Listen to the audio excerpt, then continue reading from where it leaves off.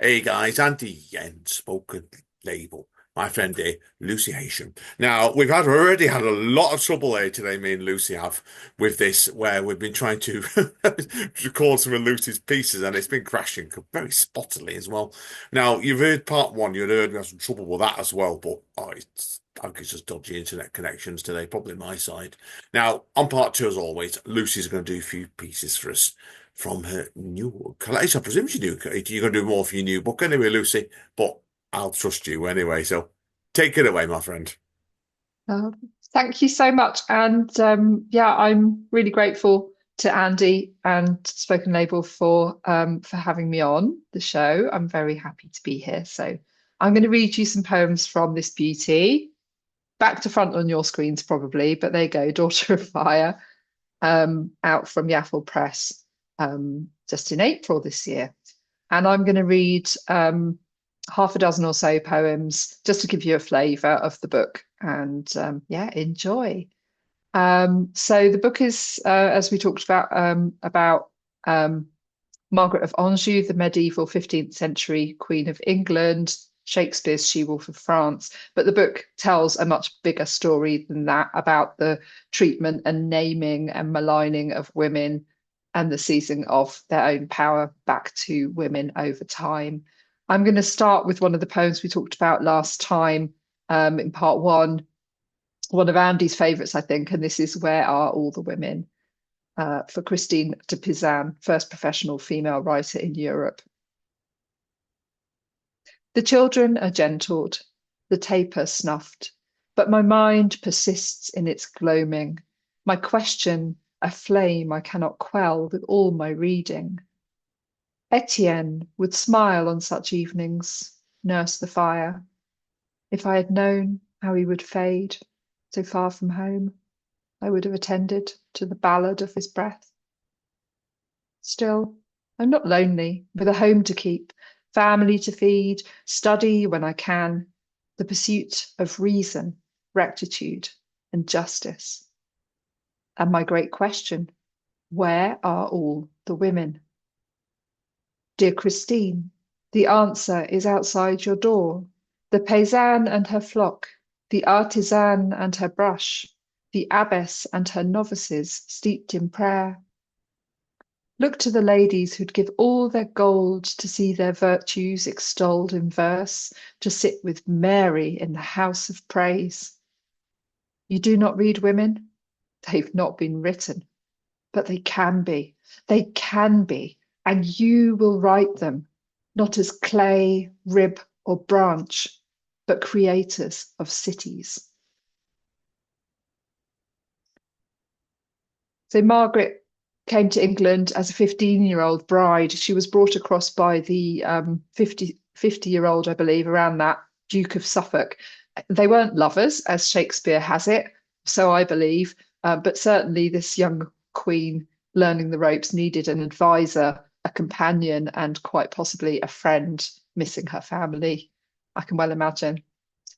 This is Margaret and Suffolk at the chessboard. She skulks in her chair, scowling at the state of play.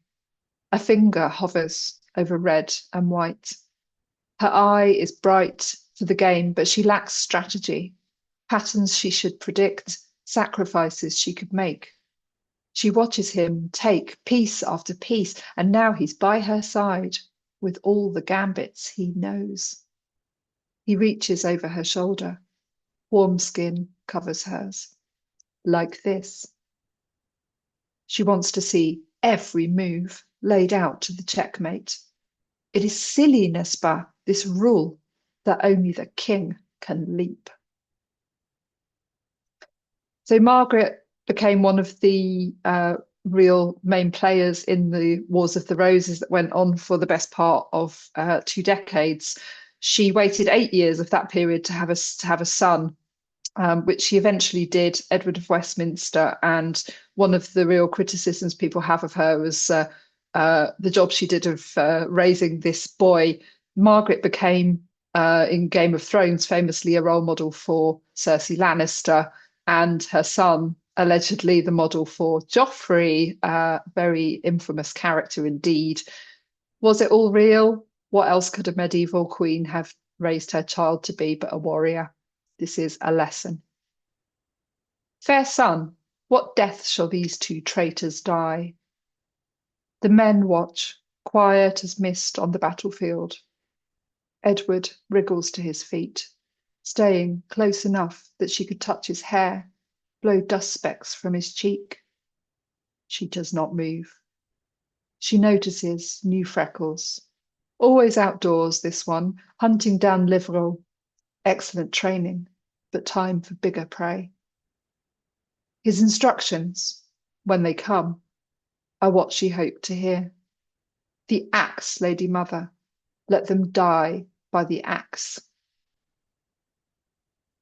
So staying with Edward after years of battle, toing and froing, political scheming, and lots of victories, lots of reverses, it came to the Battle of Tewkesbury on actually the day we are recording this, 4th of May, but in 1471. And at that battle, Edward of Westminster was killed. Margaret's cause was lost. This is Aubard with Tiercel. At birth, you claimed the world. Soon you were double, treble, tenfold. Your voice serrated, a raptor's beak. Sometimes I had to curb your baiting or whistle you from brambles. Sometimes you bit and tore my flesh. We were not always kind. What of it? Kindness is for rabbits, not kings. Ah, that earned me a sharp look. You are right, you're ready. So cast off, cast off. Whatever cries you hear, strike hard. Do not turn for home. So long after her death, Margaret's story was incorporated into the Henry VI plays by one William Shakespeare, and famously he came up with this epithet for her of the she-wolf of France, but worse than the wolves of France. And it's that reputation that stayed with her to this day. This was one of his first plays. This poem is called The Assassination of Queen Margaret by the talented Mr. Shakespeare. It's not easy to play the assassin, to be bought and paid for, patronised. You tell stories that are pleasing and politic. Your arrow likes to fly true, but at heart, you're a pragmatist. You've learned to love this queen, her red havoc, your addiction writ large on second best paper. She defies your mediocre pounce. How can you kill your darling? But you do it. Make her pay. She is your Lazarus, cold and stiff, and you delight in being the one to resurrect her. Far from grateful, she makes a bonfire of your sleep. You appease her, give her more than many heroes you will write, glistening rubies for her tongue. Words become stones, boulders. Her hands red raw from pushing. So in part one, we talked about this poem a fair bit. This is Margaret, Sophie and Me for Sophie Okonedo, CBE, who played Margaret so fabulously in the BBC's adaptation, The Hollow Crown. Margaret, Sophie and Me. Some have said this is not her story to tell. And some will say, this is not my story to tell. And some will say, this woman is not like me. And some will say, this is not how it was at all. I say, this is about who wields the sword. I say, this is about who sits outside the circle. I say, this is about girls and glass cliffs. I say, this is about betrayals and blood debts. And if you think such a story is not for her, me, all of us, then this is your story too. So a big thank you to Andy again for hosting and doing such a great job with our technical difficulties, particularly in part one. Thanks for bearing with us. And I hope you've enjoyed the reading. This is my last piece taken from the last, in some parts very personal, section of the book. This is Love as Doxorubicin. I still don't know if I love or hate you. I try putting you in the reddest light I know. Hormonal face all the time these days. Scarlet summer piercing a child's eyelids. Roseate spread on white cotton. Dried bud in a wooden box. Teenage L plate, stop sign. Daylily tucked into funeral hair. You look like a flamenco dancer in that dress. Papal seal, an annulment. Bardolino wine, iron tablets. Impossibly small crescent of nail. Battlefield stitches by a first-time midwife. Red devil flushing through veins. Urine in a chemo ward toilet, patients only. Laser lines on a radiology room ceiling. Scars that stretch but never fade. Honestly, I'm still ambivalent, though I've lived with you a long time. Harm, help, hate, love, poison, cure. Love saves, love kills, both. Between each, a red slivering line. Yours probably was the killing kind.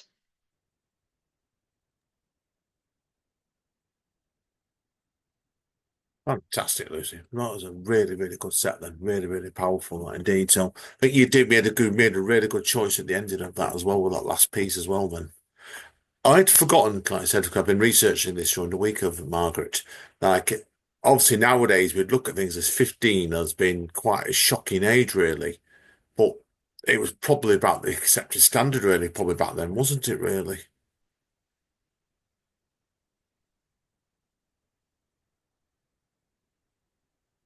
Unfortunately, people, we've had another crash here, so we're not doing very well here. So I'll wrap up this part and come back in, hanging around with the kids in a few minutes' time. But I want to thank Lucy today. And unfortunately, she can't thank me back here because it's crashing her again. But hi, guys, I don't believe this. I really don't believe this. Yeah, it's people wondering it. Obviously, I'm hoping this part, it should have come out fine this juncture because we had some issues with part one where it crashed our 35 minutes in, but it clicked straight back in. So I'm expecting it to do the same here. But we got to the end of Lucy's fantastic poems then, and I was just about to ask her then, basically, about the statement about the Margaret, obviously, in the book being only 15 when she came over to, obviously, was bought here originally. And you look at the history now, on this one, Lucy, in that case, would have been nowadays that would have been regarded as too young, but times are different then, weren't they? Not necessarily for the better. Yeah, and especially for young women of these noble or royal families, 15 was considered to be, although it seems incredibly young to us, a completely normal time, or in fact, even a little bit later. You know, kids got married on paper, at least, you know, really young. The question is always at what point that was taken further so that the marriage was actually consummated. Yeah, There were much bigger age gaps. Margaret's husband was 23, I believe, and she was 15. But actually, she was the stronger element in that marriage. Of course, he was famously had his mental health challenges, let's say, yeah, which are explored a bit in the book. That's another theme in the book is, you know, how women try to care for their beloveds when their beloveds are vulnerable and weak in that sense. And she did a fantastic job with what she had. Honestly, that's my view. I think she had an incredibly difficult time of it. And to start that journey age 15, wow, what a woman. yeah. She went right through to the end of her life, never stopped fighting. Yeah, she's got my respect there straight away. But that's one thing I've learned from this book, where you have to be Lucy straight away. And what I've researched since then, yeah, incredible lady. Respect. Respect in a difficult situation. Now, Yeah. anyway, Lucy, thank you today for this. We've had our problems, but we've got there, right? So thank you It's again. been great. Thank you so much, Andy. Same here as well. Hopefully, like I said, well, I'm going to have to play this back in a few minutes, and I think it's come out okay. I'm not worried. So, but thank you again, Lucy. Okay, now we're going to hang down with the kids, and let's see if we can have a part that doesn't crash on us. So we'll see. But thank you again, Lucy. It's been a pleasure today. As Don Callis over at AEW Wrestling says, and I love this saying, stay safe and stay over, and we will see you all next